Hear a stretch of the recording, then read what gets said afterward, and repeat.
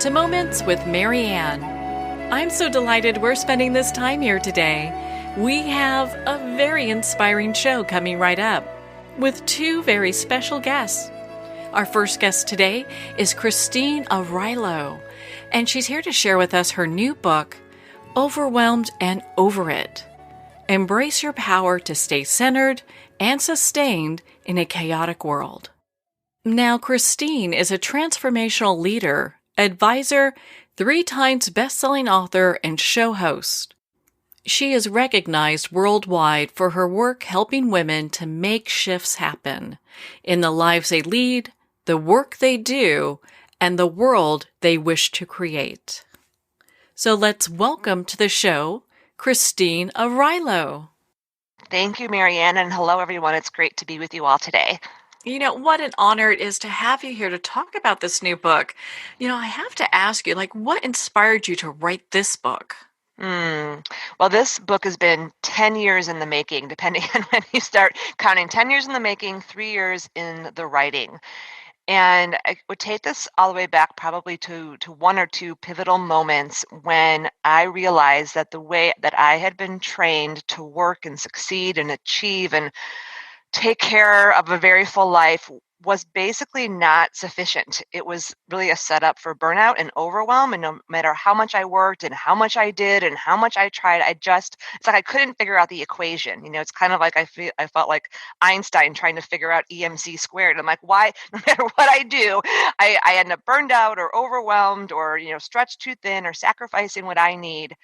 And I remember meeting a dear friend of mine Christine Carlson, who wrote the Don't Sweat the Small Stuff series with her husband, Richard. And this was about 10 years ago. And she'd been writing books, for 20 years previously. And she had written a book about not sweating the small stuff for women in the late 80s, early 90s. And I remember reading the first part of her book chapter, and it said something like, I was driving down the street the other day and I saw a bumper sticker, and the bumper sticker said, I am woman, I am strong, I'm invincible. And Chris said in the book, and I added, and I am tired. And I had this moment of epiphany, you all, where I was like, wait a second, this woman wrote this book in the late 80s, early 90s. People have been talking about stress management and work-life balance forever. And something's not changing. What is that? I mean, we're smart, intelligent women, but we're still, in fact, actually more stressed and more stretched too thin. 1 in 3 women are dying of heart disease. That number used to be 1 in 4. And I'm like, there's something deeper going on here, and I need to figure out what it is. And that set me off on what's now been 10 years of research and experimenting and doing things differently. And about 3 years ago, I knew I was ready to write the book. And here we are in a time that a lot of people are feeling overwhelmed. For sure. And a lot of people are looking at their lives right now going, do you know what? Do I really need to, commute to this job? Can I work at home? Or they're making adjustments where before that wasn't even possible. Well, as I was finishing the final book edits this spring, around March and April, I was like, oh my gosh, look what's happening. I'm like, I think people might finally believe that what I've been talking about for 10 years is actually possible. Because a lot of the work I do with women in personal transformation or in leadership is we actually have the power within us to create different ways of working and living and leading. We just don't realize how much power we have because we've been having to assimilate into ways of working and getting up early and going to commute and taking our kids to school that people are barely keeping their heads above the water. So we don't have time to look around and be like, could it be different? It's just been really challenging. And the gift of 2020 has been to really open up not just, people's eyes, but organizations and systems eyes. Why are we working this way? Why have we designed the way we live this way? And I think that's the possibility we all stand at right now. And I'm excited to be able to have a path and a way of thinking about things that can help us as women and men and beings reimagine and redesign the way we work and live to be more sustainable. Do you feel that this time has really offered an opportunity for people to kind of sit about their life purpose and redesign that as well? Absolutely. I believe that all social and systemic change starts in personal transformation. And I think a lot of the models that we've gotten about how we have to design our lives and what success looks like are completely distorted in our world. And so we have the slowdown. I mean, what the pandemic has done is it's really caused people to have to slow down. And when you slow down, you kind of have two choices. One, you can continue to distract yourself, watch Netflix all the time and keep busy, busy, busy, or, whatever the case may be. Nothing against Netflix. Occasionally I have my Netflix binge, which is okay. You just can't do it every day. But if you take what's happening right now and you really use the slowdown as a way to go deeper and to really deepen into what really matters for you, to go deeper into like what is the part that you're here to play in your work, to get clear on what's the life design that you really want. And it's a big part of the new book, Overwhelmed and Over It. The first chapter or the first section is all about redesigning the constellation of your life to really step out of work-life balance as this ridiculous equation that makes no sense, because in that equation you have work and then everything else fits into life. And for any of you that are parents out there, I think you probably would agree with me that parenting is work. But in the current model, it doesn't get put over there, right? It's just like everything else. And so I think that this is a lot of my work in my own personal journey has been to teach women that it's safe to slow down. And when we slow down and we drop beyond just the mental mind that's kind of programmed to mirror what it sees out there as success, we get really clear about what success is for us, and then we start designing our lives differently. And that's what's called the superpower of harmonic defiance. I love that. I love that. Well, and I love how you have your book set up. I mean, chapter 1, you talk about do, be, and have it all as far as having something to release and embrace, choose what's right for you. And it really gives people an opportunity to kind of think through, what we've been taught as far as programmed as like, hey, this is how life has to be, to look at the possibilities of life, what life could be for you. And we're not even conscious about it, Marianne and everyone else. I mean, that's what's so crazy about it. It's like the things that we're conscious of how much something's not working for us. Like we could think about that in a time we've made a change in a relationship, or we've made a job, or we've had a health crisis and we've had to make a change. Like usually things have to get to that dramatic of a level sometimes for us to wake up and be like, oh my God, this isn't working for me. But for so many of us, because everyone around us is just doing the same thing, like we just go to work together and we do the same thing and we just educate our kids this way, and healthcare, all the systems are just like, we're almost like, I call it like, it's like a TikTok robot, mentality where we're just going through this routine of our lives. And when I was early in the journey of this research, I knew I needed to find out where this do, be, and have it all kind of model for success came from. Because I'm like, this just doesn't seem like the equation we should be running. Like it's clearly not working. And so I'm like, I need to talk to the women that were part of the last kind of rising of women's rights and equality and all of that. And so I was fortunate enough to have an intimate lunch with Gloria Steinem. I ended up being able to have a one-on-one conversation with her. And I said to her, Gloria, what's up here? Why did we get this message to do, be, and have it all? And she looked at me. We were sitting next to each other on a set of chairs. And I think she even took my hand in her hand. And she said, Christine, that was never the message. The message was, you can do anything that you set your heart to that is in alignment for you, but you have to make choices. And Marianne, everyone looked at her, my head kind of cocked, I'm like, choices? I bet. I'm like, Gloria, we didn't get that other half of the memo. I'm like, my generation did not get that. We've not gotten that. And she went, and I'm like, why is that? Why didn't we get this message? Like from an early age of like, make choices, know what's right for you. And she said, she kind of deadpan looked at me. She goes, Christine, the systems didn't change when we got more rights. We got go out women in the world, you can work and you can, take care of the kids and fry up the bacon, and, all these things. She said, but the systems didn't change. They just basically said, okay, ladies, you just have to do more. And so we did, because we didn't have women or conscious beings and, allies in places of power or authority or influence to make changes. So I don't know if you remember this, Marianne, or anyone else, but, we put shoulder pads on and women cut their hairs and wore bow ties and like looked like men, and we played the Oh, yeah. game. That was a horrible style. I hated those. I know, it's so bad. I know sometimes I'm like, never bring back the 80s ever.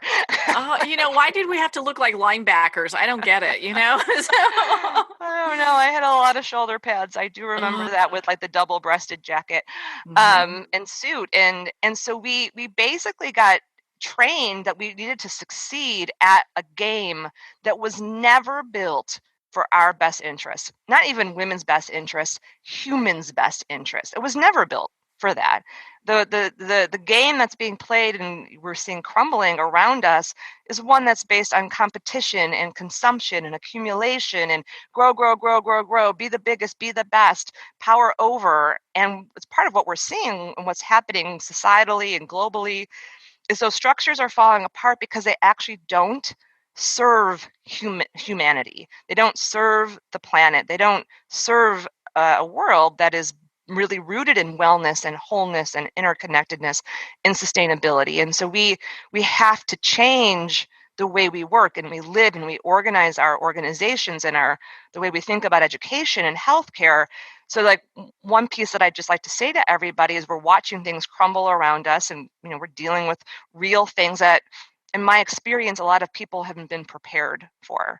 I'm lucky. About 20 years ago, I had a big wake-up call from the universe that kind of kicked me off the escalator to death of the do be and have it all model. And I had to do some really deep internal personal work. And I also really started exploring what are called wisdom traditions that are based in the yogic sciences and the sacred feminine and indigenous wisdom, and just seeking like a different way to be. So I've had about 20 years to like learn how to be with uncertainty and to create from what you can't see. So a lot of people are experiencing levels of stress because they don't know how to operate. We don't have the tools. And the good news is there are tools out there. The good news is we are moving through a transformation. And just like personal transformation, we're just having a collective global one. And I believe that we can get through this on the other side. But for any of you who had a personal transformation, whether it was through health or a job loss or just something that you changed that wasn't totally in your control, you ended up on the other side. We were okay, and you actually were probably better for it. And I think that's what's possible. And that's what overwhelmed and over it in my work. I can't even believe I started writing this 3 years ago, because I'm like, this is exactly how we get to the place where we can actually create personal sustainability so that the way we work and live and operate as a society sustains the planet and the people on it. What a better place to be, because before, we look in the 80s and 90s and early 2000s. It's all about corporations, making money. And there's nothing wrong with making money, but just corporations. And it was very, kind of cutthroat and dog eat dog and, good luck making it out there. A lot of it also, because in the 70s, women were kind of getting into the workforce more so, 60s and 70s. They were kind of allowed, and I'm doing air quotes on that, to kind of enter that, and so what a great place to be in. When you were doing your research for this book, was there anything that you discovered, that just kind of surprised you? Because I read your book and I learned a lot. I really did. I think so yes, there were many things. There were many things that surprised me, and I think the one thing about this work, I experiment on myself, and then I have had amazing women that have, that I participate in my programs and different things that have kind of been like the laboratory. We've been working this for many years. It allowed me to, condense it into these 12 imprints that I've found that are kind of like basically at the root. Like I'm all about get to the root of what is the reason, the underlying root that causes us to drive and strive and grind. And no matter how much we do as women, we just feel like I'm not doing enough and I should be doing more. And if we're not working, we feel guilty for not working. Or if we're, like we run around talking about how busy we are, and we create what was the biggest surprise. It's easy in some ways to look at what I call the systemically generated pressure that leads to burnout and overwhelm and exhaustion and unstable and unsustainable realities. But the harder place to look is how we do it to ourselves. The harder place to look is how we ourselves, Marianne, you and me, and every person listening right now, how we create realities that actually lead to overwhelm, burnout, self-sacrifice, and sickness. I mean, women are, and not just women, but men too. I mean, the level of, whacked out thyroids and depression and anxiety and cancer and all of these things that we just have almost like has become normal. Like, oh, you have anxiety? Like, oh, me too. Or you have depression? Oh, me too. And it's like taking a step back and looking like there are, if we think about like, oh my God, I have to change the system out there. How am I going to do that? That's like so overwhelming. But when I know for myself, when I started looking at the ways I had ascribed my own sense of worth to how much I achieved or how many people I supported, or I ascribed my sense of safety and security to, a corporate paycheck. That's my background. I worked in corporate for 15, 20 years. Or I set up my own, when I became an entrepreneur, and I looked around how I set up my whole business and organization to be completely unsustainable, and all it sustained on me. And I think that's the hardest part, is to actually, that's where the power comes from, why the subtitle of the book is Embrace Your Power, to stay centered and sustain in a chaotic world, because it's easier to kind of look out there and see what's wrong or feel like a victim or you can't change it. But when you start to really look within and you start to get deeper into what I call the imprints, the beliefs, the emotions, the physical cellular pieces, and you start to be like, oh, I have to shift in here, and I have more power than I think. It really pushes you to an edge that a lot of people would rather not deal with. And now it's like, I think we either embrace it or continue to create patterns of suffering and anxiety and all of the other things that just are no longer sustainable for us. I would agree with you 100%. I mean, you look right now and, just about everybody I know has something going on, and a lot of it is this time that we have is giving us the opportunity to look deep inside and go, okay, what changes do I need to make? Otherwise you're right, we could just kind of keep, kind of battling around with, what is and be miserable. Mm-hmm. Yeah, and I think I think we also, an important thing I'd like to just share with everybody is that there are big design changes that need to happen in our society and all of our systems, healthcare, government, corporate, the whole shebang needs to be shifted around, right? I mean, that's a must. But all systemic and social change must be rooted in personal transformation, or else it doesn't last. And it's just too, like, we all have a part to play in that, Marianne. You have a part, I have a part, everyone listening, you have a part. And one of the last part of the book is about liberating your power and really standing in your part and choosing not to kind of waste what we call waste your chi, waste your life force on stuff that you can't change, or, like raging against the machine, or like, just wasting all that chi, but getting really clear on like, what is my part to play to give to the world? And what is my part to play to change how I live, so that how I live actually creates harmony? This is this power of harmonic defiance. So we hear a lot about balance, balance, balance, balance, balance, balance, balance. Balance is not the goal for how you design and constellate and manage your life. You don't, if you were to put your two hands out like a scale, right? That's the scale. That's balance, equilibrium, where the goal is to create, a static stillness. Marianne, your life, my life, none of our lives can be, we need to cultivate stillness within us so we feel balanced within us.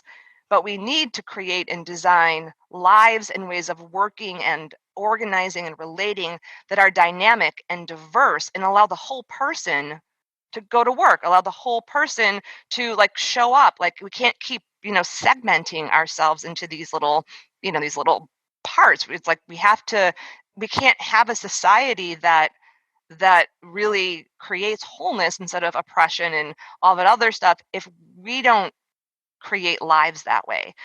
And the power I would love to just give to all of you, so it doesn't become. I have two things I'd love to just share, Marianne. Would that be okay? Like two little Oh, I'd love for you pieces. to. Yes. Because I'm all about like whoosh, open up our open up our eyes, everyone. Wake up to what's going on around you. Wake up to what's going on within you, and then like let's bring it down and make it really really practical. So the superpower of harmonic defiance I keep talking about, like you could write those words down, harmonic defiance. What that is the choice to defy the systems and ways of working, living, operating, and relating that don't work for you by making choices that actually lead to harmony, wholeness, wellness, sustainability, interconnectedness. Goes all the way back to the conversation that I shared with you about Gloria. Make choices.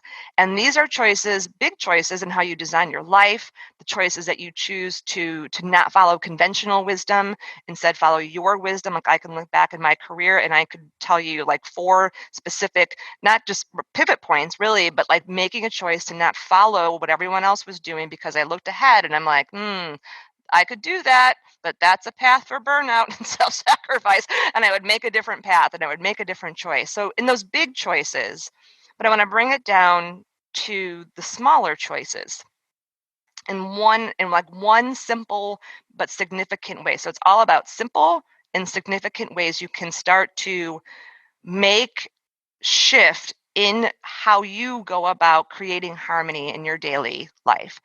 And the one I would offer to all of us, and here's my question for all of you. What are you doing, ingesting, interacting with in the first hour of your day? What are you interacting with, ingesting the first hour of your day? And you don't have to raise your hand, but let me just ask this question too, a follow-up question. How many of you have checked your email, gone online, accessed social media, turned on the television, turned on the radio, started work in that first hour of your day before brushing your teeth, peeing, going to taking care of your body, acknowledging, standing on the earth, like connecting with yourself? Marianne, have you ever have you ever?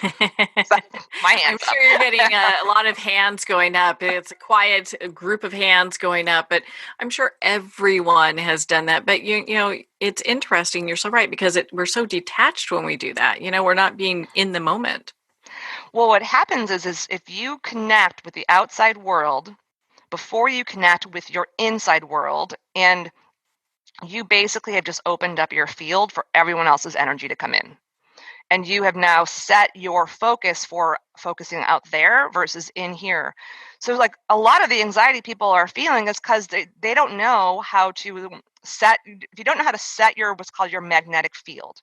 If you're not practicing what I call the 4 points of connection, where you're connecting, you're connecting to spirit, you're connecting to earth, you're connecting to yourself, you're connecting to support. Like there are these different practices of like thinking about or protecting your energy field. I was doing a mentoring session with a woman leader that I worked with yesterday, and we just started working together, and she was explaining all these dramatic things that were happening in her life and how she was feeling spun out. And I asked her, I said, well, did you protect your energy field this morning? Do you have an energy protection practice? And she's so funny. She lives in Denver. She looked at me, she's like, Christine, I don't even know what you're talking about.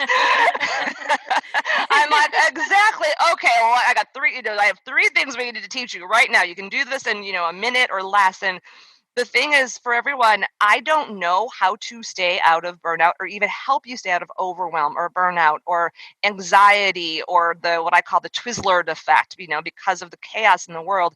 If you don't have a consistent morning practice flow that you do every day that connects you, protects your energy field, and sets your field. And it's not about doing more, it's just about doing that first hour of your day differently. And so if you have a consistent practice and you already know exactly what I'm talking about, keep it up, strengthen it, high tens to you. There was a time I didn't have it. I remember when I first started meditating, I basically fell asleep drooling on myself. So, I grew up in Chicago. I didn't know anything about energy. So if it's new to you, great. You're like, okay, I hear Christine, what she's saying. Everybody, the things you do in the first hour of your day set your field for the rest of the day. And if you're not setting, connecting, and protecting, you're like a windsock with no pole. Yeah, what a great perspective at looking at that, because a lot of times people don't realize how important that is to have that separation in just that time. Well, because it seems this is the piece about small but significant. The practices that I teach, they can seem so small that people dismiss them. Like, oh, okay, that's nice, nice lady. Thank you very much. I'll try to pay attention, right? Or any of these little Right. practices that I teach for what I call bookending your day, how you start your day and how you downshift your day.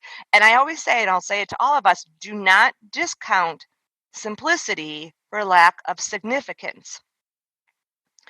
And it's That would not be true. and it's not, people are like, well, I don't know how to meditate, and I don't have time to sit on. I'm like, I don't sit on a cushion for an hour a day. There are days my practice is 3 minutes, but I do all the parts I know I need to do, and it makes such a difference. And I think that would be my invitation to you all: start noticing what you're doing in the first hour of your day, and ask yourself, is this draining me or is this sustaining me?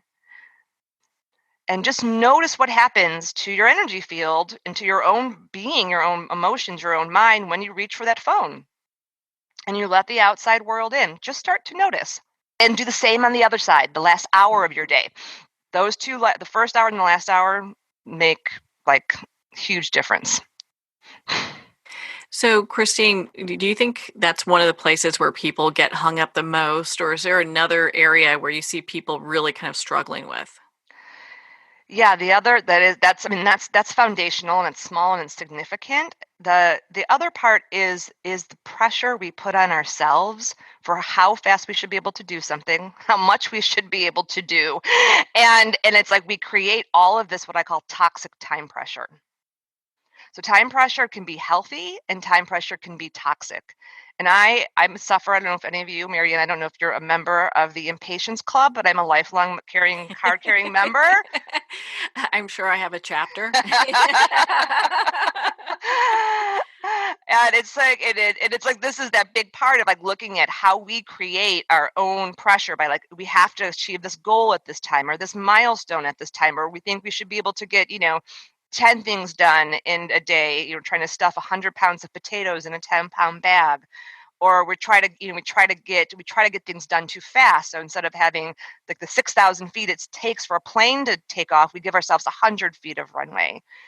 And so this is one of the big pieces that I love to teach people, because there's all this focus on like focus and productivity and time management and stress management. And that's a good foundation, but we have to go to a different level of thinking, because we're not machines, you all. We are not productivity machines. We are human beings who work much more like the natural world, like the water. It ebbs and it flows. The sun rises, the sun sets. There's a yearly there's the seasons, and we get grow out in the summer and we come back in the winter, and our lives are not set up that way.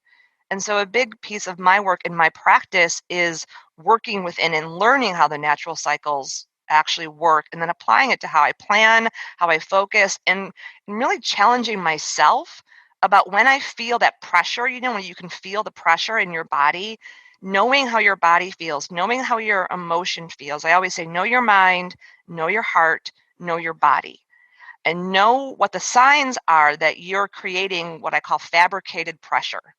Fabricated pressure about how much you should be able to do, how much fast you should be able to do it, et cetera, et cetera. Know what that feels like in your heart, your mind, and your body. And then you got to slow down. Everyone take an exhale. And just close your eyes for a moment and just feel wherever that's happening in your life right now. Just someplace you're feeling pressure or putting pressure on yourself, a judgment that you're not doing it fast enough or right, or you should be able to do more. And just release yourself from that pressure. Just say, I release myself from the pressure, to find what is really in the flow. Like, what's in the flow for what you can accomplish today, and what can be reflowed to another time or could be let go. The reflow and the let go. What can be reflowed? What can be let go? And take another exhale.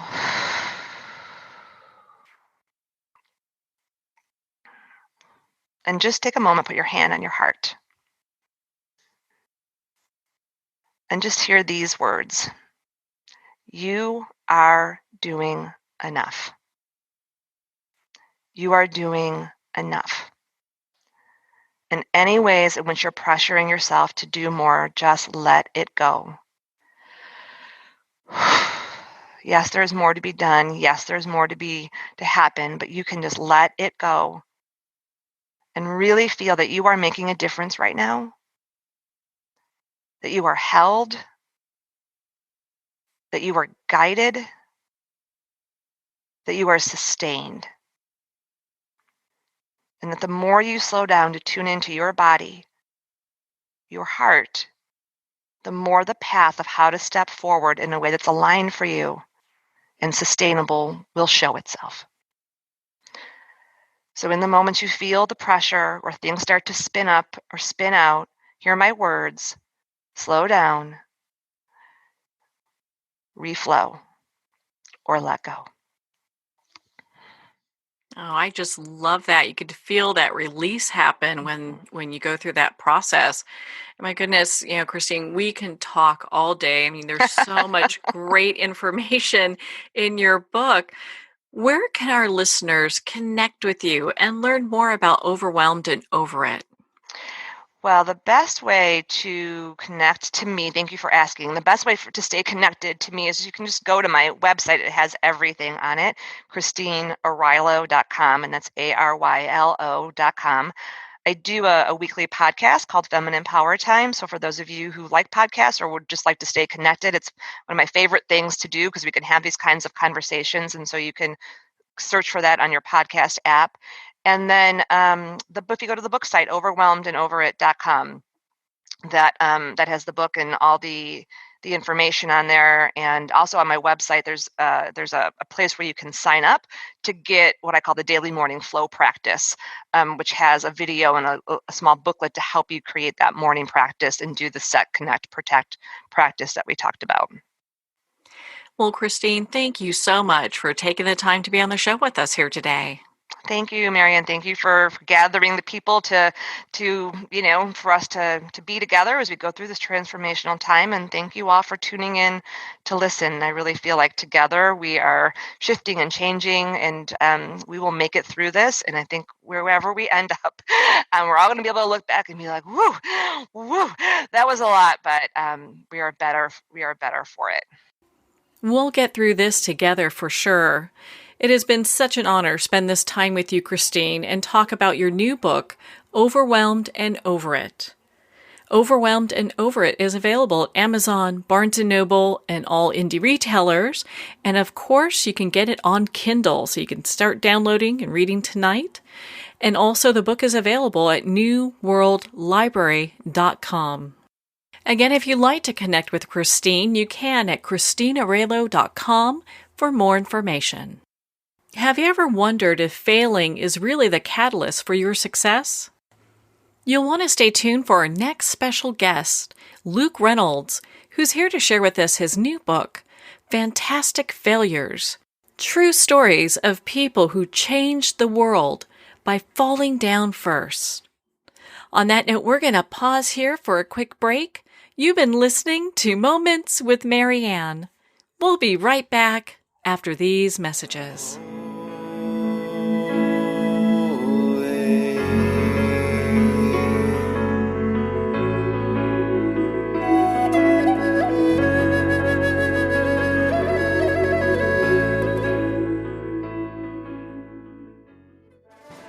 Internationally recognized and award-winning author Judy Goodman works and teaches outside the box of limited thinking. Working with people from every walk of life, her goal is to empower you to be the best you can be, no matter what the challenge is. Born with the gift of seeing beyond our normal vision, she has an extraordinary gift of working with every challenge. Teaching beyond conventional wisdom, her work is described as life-changing. Visit judygoodman.com. That's judygoodman.com.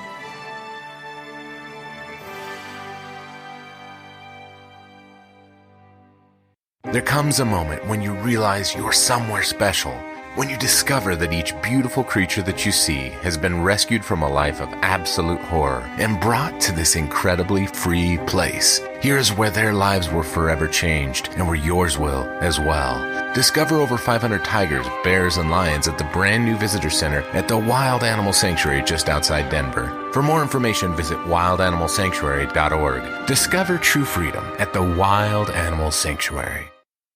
Have you ever had the sense that your thoughts might actually be doing something? Ancient secrets of manifesting have been masterfully revealed in the award-winning book Manifesting 123 by Ken Elliott. For the first time, the author's experiences and stories in this book describe exactly how your thoughts can create anything. You've been doing this all your life, but it's never been fully explained for you until now. Visit manifesting123.com for more information today. Manifesting123.com.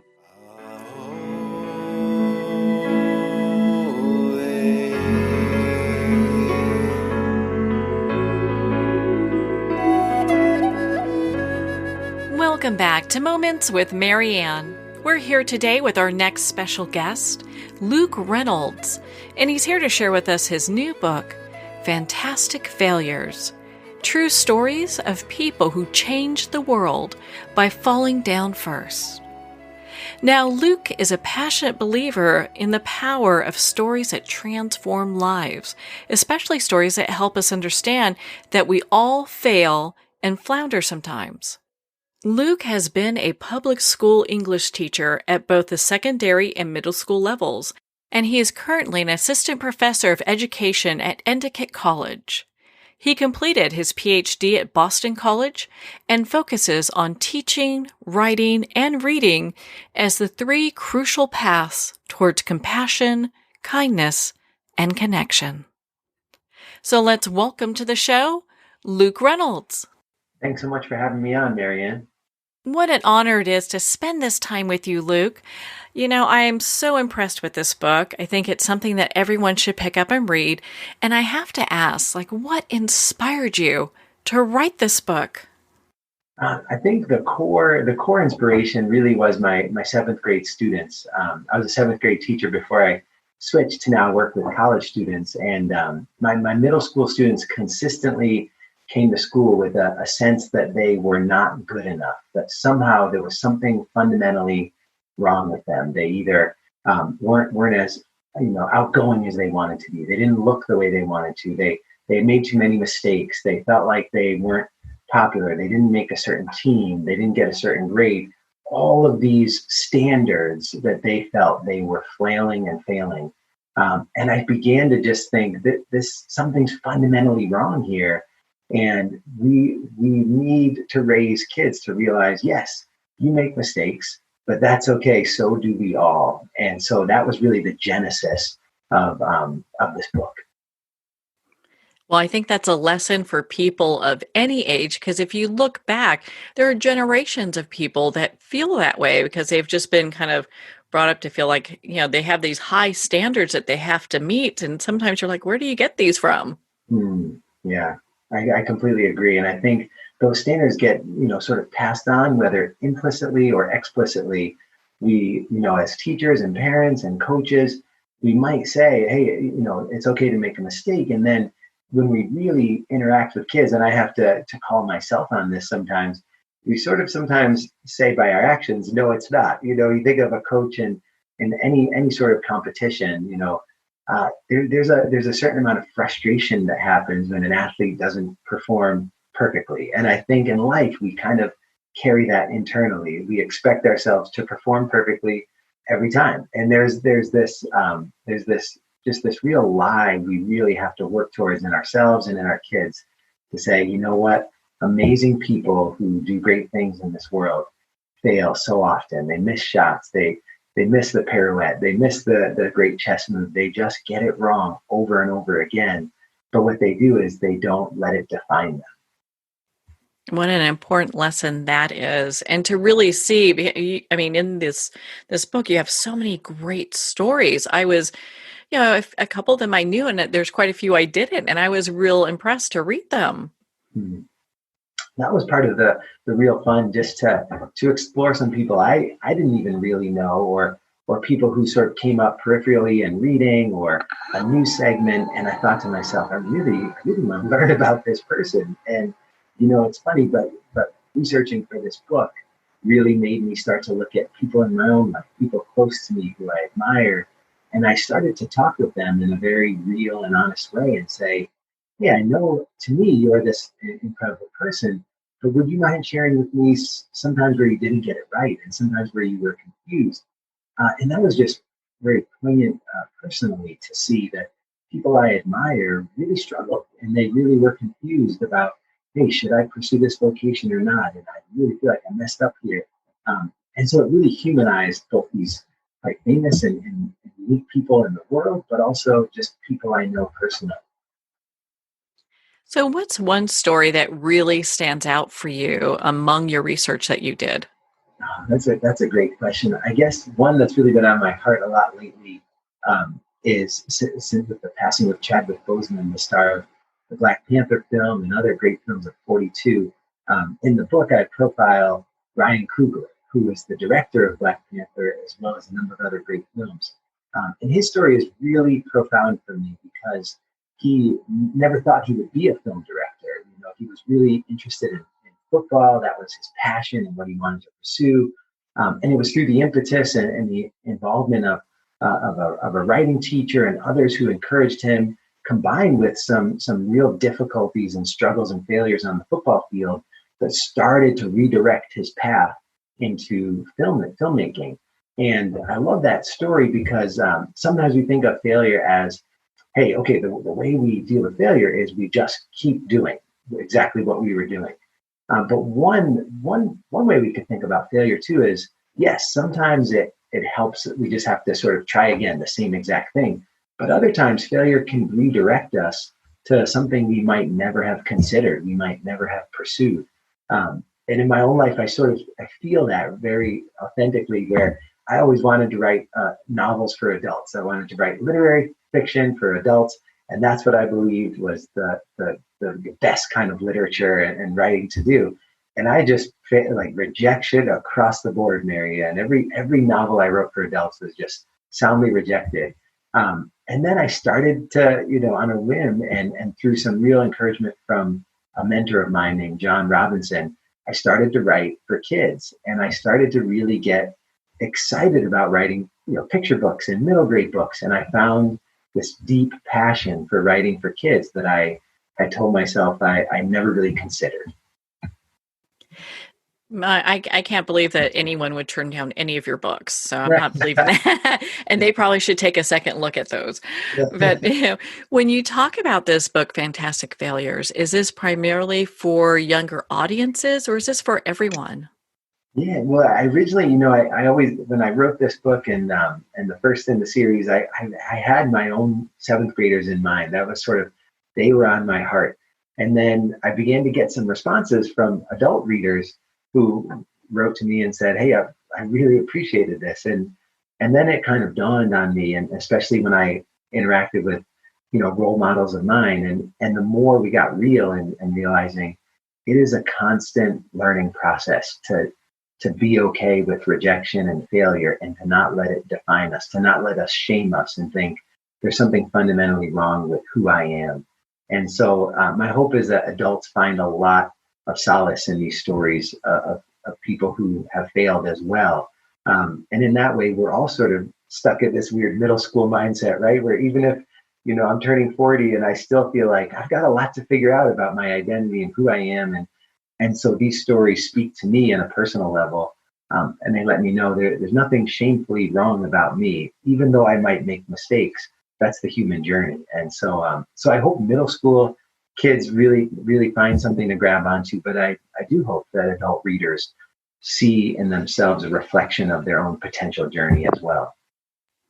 I can see that easily happening. We're in this age where we have so many people who are redesigning their lives and rediscovering maybe who it is that they are, what makes them happy, because of all the changes that we've had. So I could see where this book would really benefit a lot of people at different age ranges. Yeah, thank you. And that's my hope, that we are, especially right now in the midst of of a country in upheaval where, we're facing a lot of, wait a minute, who are we and who am I? And we're all asking a lot of those deeper questions that sometimes when life is so busy, we don't really get the chance to, or we feel it sort of tugging on our hearts and our souls a little bit. But we say, you know what, later, I've got to make dinner, I've got to clean this diaper, I've got to, take the trash out, I've got to rush to class or whatever we're doing. But now I think there is that fear that's sort of encroaching on a lot of us. And we're asking, well, wait a minute, how do I deal with this? And what does it mean to not get it right, or to even parents, when I talk with parents now, a lot of them say, look, before this pandemic, I could really hold things together, but now I'm struggling. And our kids are seeing that. Like when we face difficult things and we can't hold it together, that authenticity shines through. And how do we process that with kids? And so my hope is that some of these stories really speak to that as well. Well, I think that would take actually a lot of stress off of children, knowing that, hey, my parents, even they have issues. It's human to do that. We're going to have issues too. Yeah, I totally agree. And I have 4 boys at home, 4 young boys, ages 11 to 8 months. And I'll never forget when my oldest son, 11 years old now, when he was young, and I was sort of coming down on him hard, saying, hey, this was not okay. I forget what he even did. Maybe he hit a window with a spatula or something. He did something. And I remember talking to him saying, this is not okay. This is not a good decision. I don't like you that you did this, kind of sternly talking to him. And he got real sad. And then his eyes kind of brightened up, and he looked at me and he said, Dad, can you tell me about something really bad you did? And it was boy. That profound moment, where it was that profound moment of connection. Like, okay, I'm hearing you, Dad, telling me I did something wrong. This was not okay. You're upset with me. But what about you? Didn't you ever do anything wrong? And I started to talk to him, and the floodgates were open. I started to tell him all these stories about mistakes I had made. And his face just kind of turned from shame to hope. And it was a really powerful moment for me to see, look, my own kids, the students in the college classes where I teach now, yes, we all want to know what's the right thing to do and how do we do it and what do we need to know. But the other thing we're all deeply craving is, look, tell me where you messed up, so I can see that it's okay to make mistakes and I'm going to not do it well. But that it's not the end of the day. It's not the end of the game. I can still keep trying, and there's hope. And sort of balancing that, yes, having a boundary, calling things out for what they are. This is not okay. This is a mistake. But also not saying the end. Like that's it. No chance. There's always a chance for the do-over to try again. And I think that's what we're all sort of craving is I messed this up, but is there a do-over? Can I try this again? I love that, because we all are in this state where it's like, you know what? Maybe I didn't like this job I was working where I just, worked 80 hours a week, and maybe I want to try something else, been there, done that, got the bumper sticker, want to try to do something else. And I think it gives people a lot of permission to look at what really brings them joy and to follow that. Yeah. And I think that is one of the hardest things to do. Just this morning, I was teaching a class to my freshmen, and they're in the teaching program here, so they want to be teachers, and they often think, hey, to be a teacher means to address all these standards and the Common Core and all these expectations. And part of what we do is to say, yes, but to be a teacher, if you're really going to be sustained, you have to answer that question: what sparks joy in you? What gives you hope? Why? What excites you? Is there a line you love, a book you love, a film clip you love? Is there an activity you really enjoy? Bring that into the classroom, because if it excites you, it's going to excite students. And I think you're right. We've somehow become so conditioned to, this is what's expected and this is what I have to do. And it feels incredibly terrifying to sometimes stop and say, is this really sparking some kind of joy in me? Is it reaching some sort of light that I want to bring to this world and receive from this world in a deeper way? And I think, asking that question is scary, but also deeply, deeply essential. In your book, you there's a quote, and you say, failure and struggle can lead us to new paths. What do you mean by that? I think, when we fail and when we struggle, I think the tendency, a lot of us, and I know particularly my middle school students, the tendency is to somehow see failure and struggle as a verdict. In other words, like, okay, I'm struggling, therefore it must mean that this is not what I'm supposed to do. We sort of see struggle and interpret it as I'm doing something wrong, or I'm in the wrong place, I'm making the wrong decision, I've gone astray, I've got to get back on some other thing. And sometimes failure and struggle, if we're willing to sort of sit through them and not react right away, they can lead us to these incredible new ways of being in the world, incredible new ways of thinking. And I think one of the most profound things in life that I have seen and what I admire most in people is to watch a person fail, to watch them get rejected and struggle, and to see them resist shame.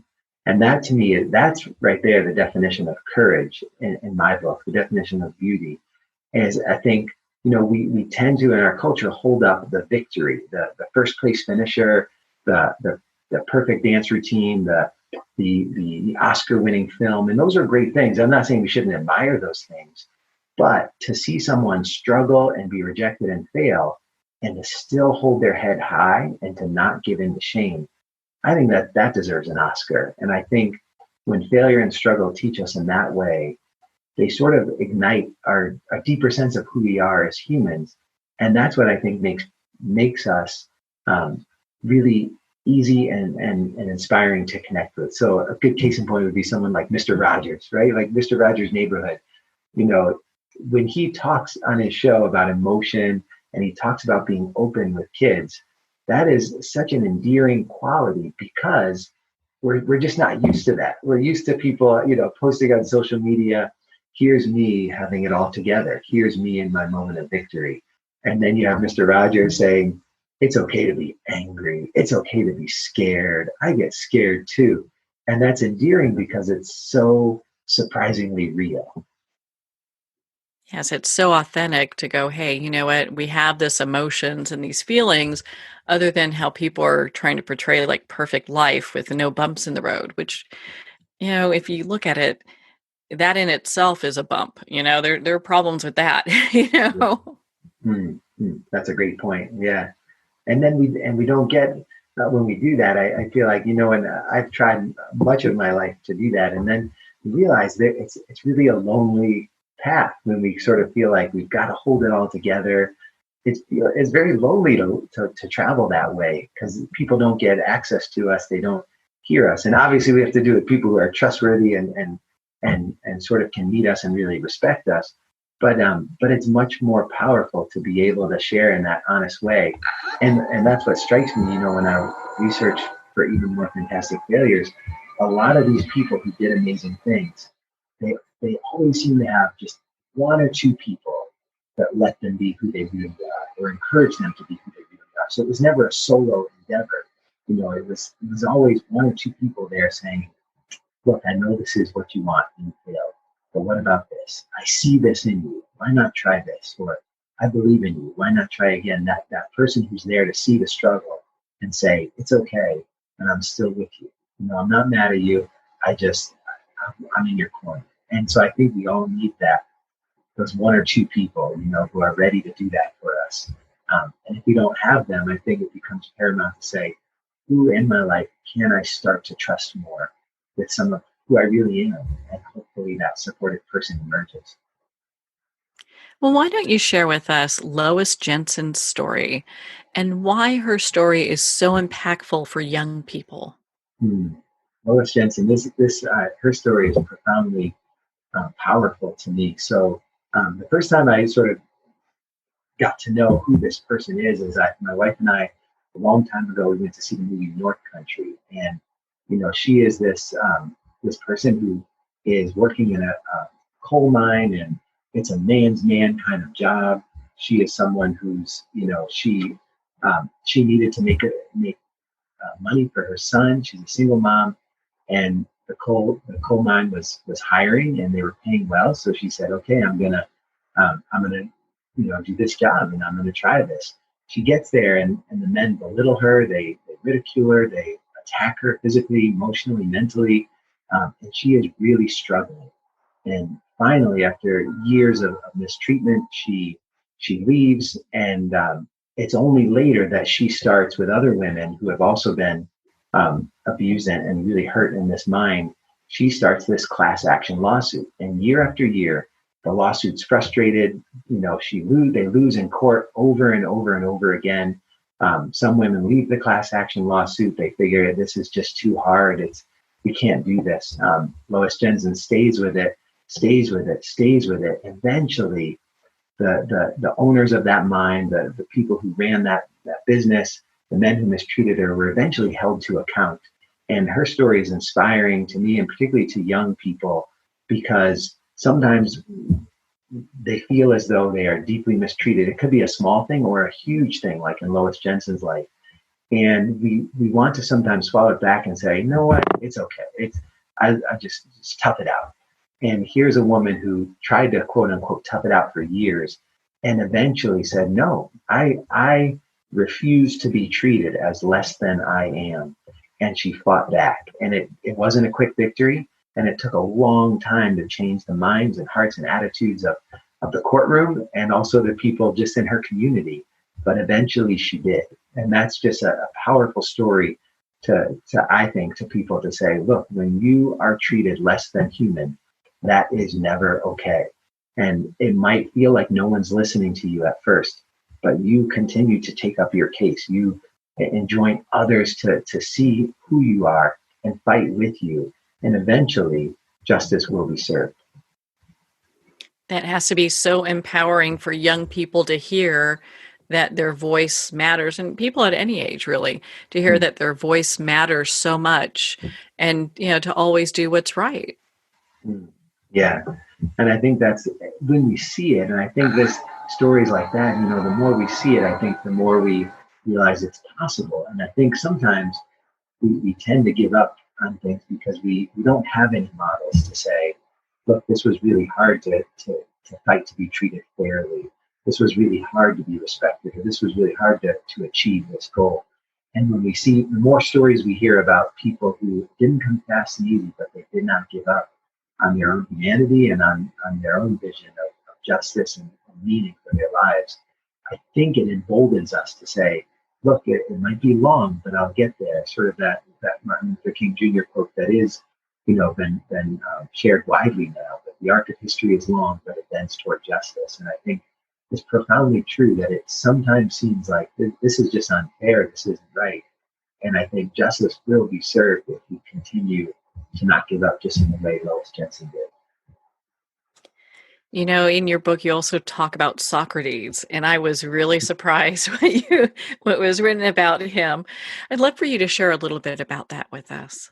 Yeah, he was just so fun to research because, in my classes, I often use a tool called the Socratic Seminar, which, where students sit more in a circle and we talk, and instead of the teacher being the expert, in a Socratic seminar, everyone has equal weight, equal power to be able to share an idea. And the teacher's not there to say, no, that's actually incorrect, because on the textbook on page 42, the teacher's there to facilitate, but the students become experts of their own lives and their own knowledge.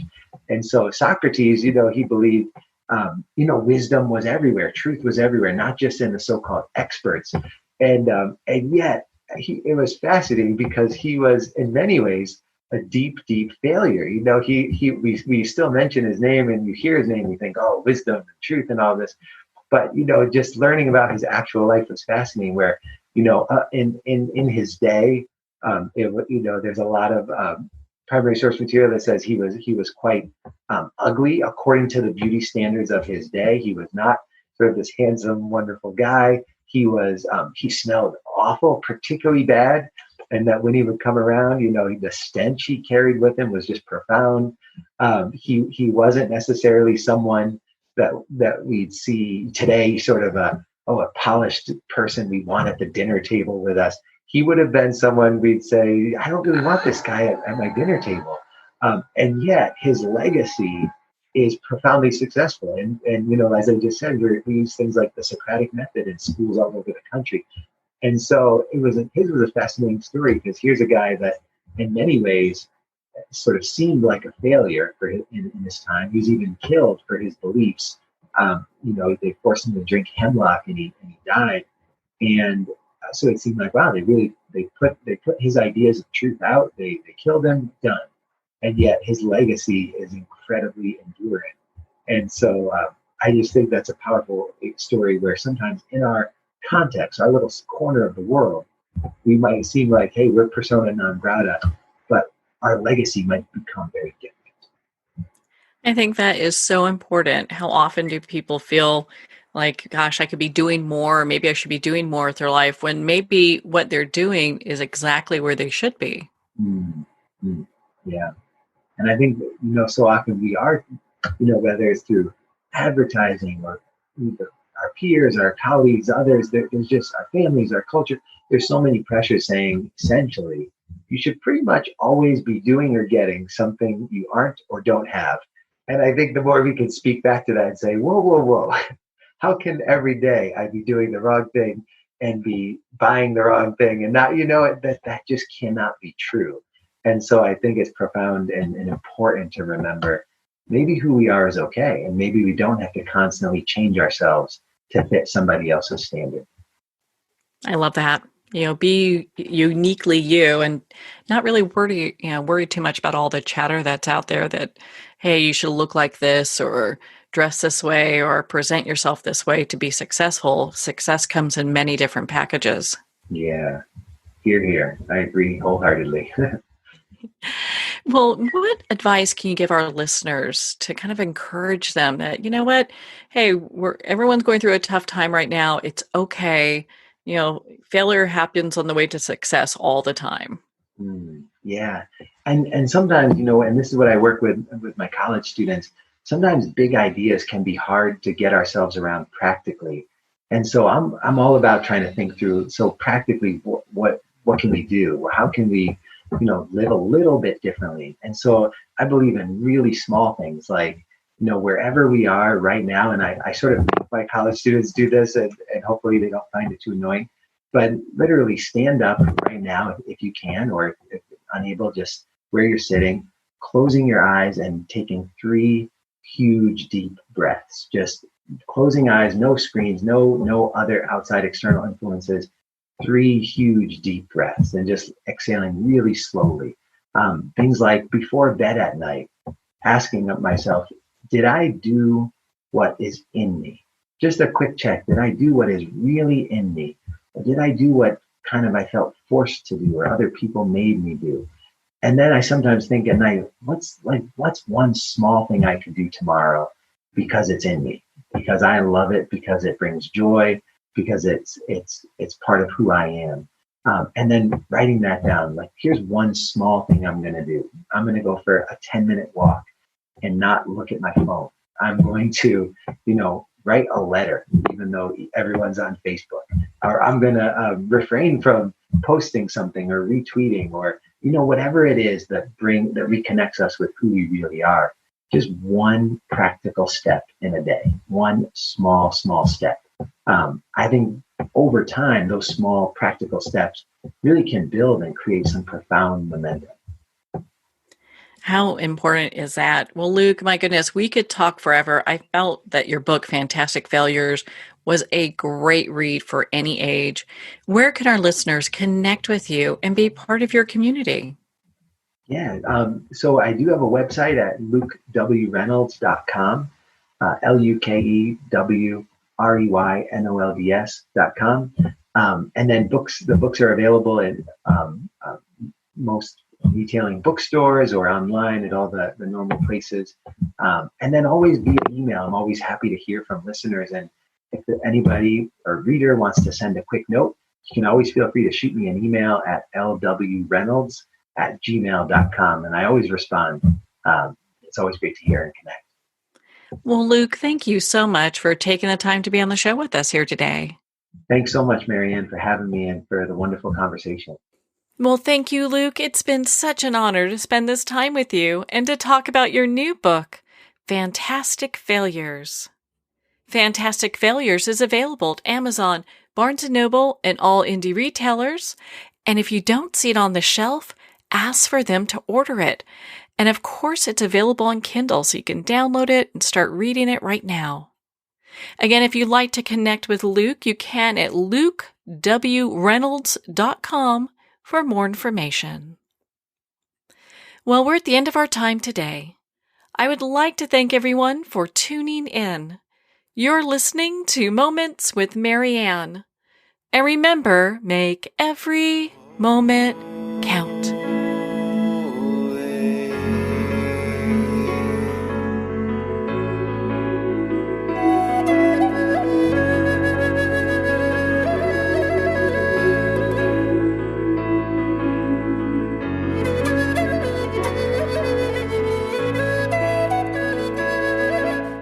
In a single moment, your life can change. Moments with Marianne is a transformative hour that covers an endless array of topics with the best of the best. Her guests are leaders in their fields, ranging from inspirational authors, top industry leaders, and business and spiritual entrepreneurs. Each guest is gifted and a true visionary. A recognized leader in her own work, and while teaching others to develop, refocus, and grow, Marianne will bring the best guest and sometimes a special surprise. Don't miss this. You never know just which moment will change your life forever. Moments with Marianne airs every Sunday, Monday, Thursday, and Friday at 8 p.m. Eastern and 5 p.m. Pacific Time. Make sure to tune in and visit momentswithmarianne.com for more information.